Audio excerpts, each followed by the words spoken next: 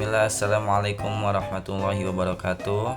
Perkenalkan, kami dari kelompok 9 Teknopreneur yang bertema kemacetan lalu lintas. Perkenalkan, saya Trisha Aulia dari Prodi Ekonomi Syariah. Perkenalkan, nama saya Hasbi Robi. Saya bagian dari kelompok 9 yang beranggotakan Abisya, Tricia, dan saya sendiri yaitu Hasbi Robi. Yang pertama akan dijelaskan oleh rekan saya, Abisya. Pengertiannya adalah pengertian kemacetan lalu lintas bagi masyarakat. Kemacetan lalu lintas adalah kondisi ketika arus kendaraan di jalan raya bergerak sangat lambat, tersendat, atau bahkan berhenti sama sekali karena volume kendaraan yang melebihi kapasitas jalan.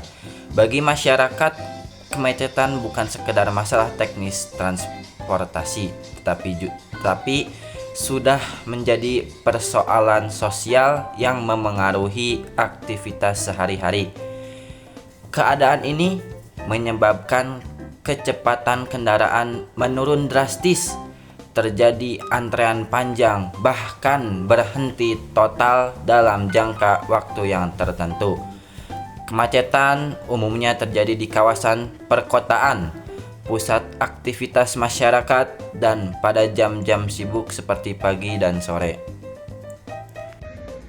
Selanjutnya itu di sini ada beberapa faktor yang menyebabkan kemacetan lalu lintas. Yang pertama itu ada pertumbuhan jumlah kendaraan yang pesat. Pertumbuhan jumlah kendaraan yang pesat mengakibatkan peningkatan jumlah kendaraan pribadi tidak sebanding dengan penambahan atau pelebaran jalan. Jadi jumlah kendaraan motor dan mobil terus bertambah setiap tahunnya. Namun pertambahan ini tidak sebanding dengan pelebaran jalannya. Yang kedua itu ada pengguna kendaraan pribadi yang tinggi. Jadi banyak masyarakat yang lebih memilih kendaraan pribadi karena dianggap lebih nyaman dan lebih cepat. Padahal jika satu orang satu kendaraan, maka jalan akan cepat penuh atau lebih ke macet. Berbeda jika menggunakan transportasi umum yang bisa mengangkut banyak orang sekaligus. Lalu yang ketiga itu ada kapasitas dan kualitas yang terbatas. Jadi kondisi jalan yang kurang terawat juga menghambat kelancaran arus lalu lintas. Kondisi jalan yang sempit, rusak, atau berlubang juga membuat kendaraan menjadi lambat atau menyebabkan kemacetan. Lalu yang keempat itu ada manajemen lalu lintas yang kurang optimal. Manajemen lalu lintas yang kurang optimal, penggunaan lalu lintas yang tidak sesuai dengan kondisi kepadatan jalan. Jadi pengaturan lalu lintas kurang baik, seperti lampu merah yang waktunya tidak sesuai dengan kepadatan kendaraan dapat menyebabkan antrean panjang di satu titik dan memperparah kemacetan. Lalu yang kelima itu ada perilaku pengendaraan yang tidak tertib. Perilaku pengendaraan yang tidak tertib seperti parkir sembarangan, melawan arus, dan berhenti di badan jalan.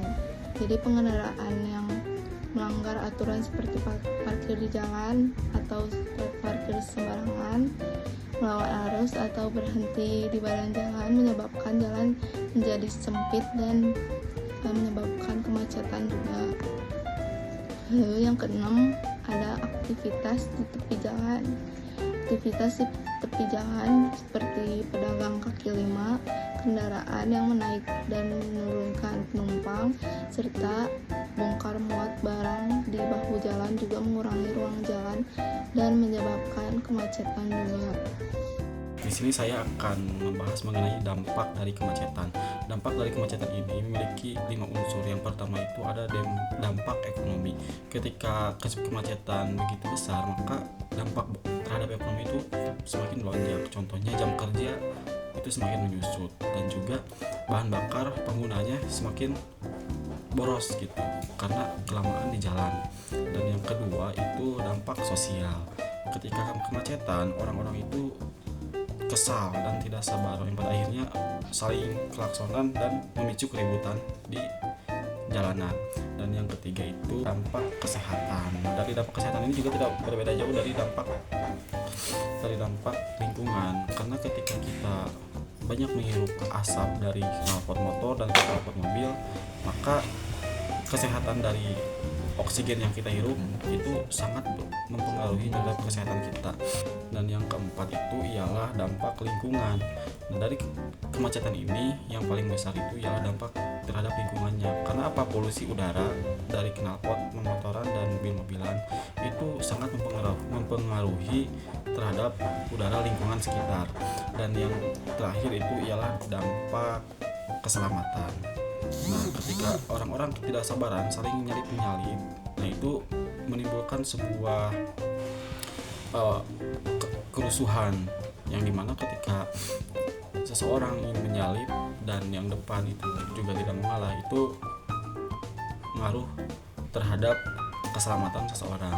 Mungkin itu yang dapat saya sampaikan dari dampak kemacetan terhadap beberapa isu, yaitu ada 5 yang tadi: dampak sosial, ekonomi, kesehatan, lingkungan, dan keselamatan.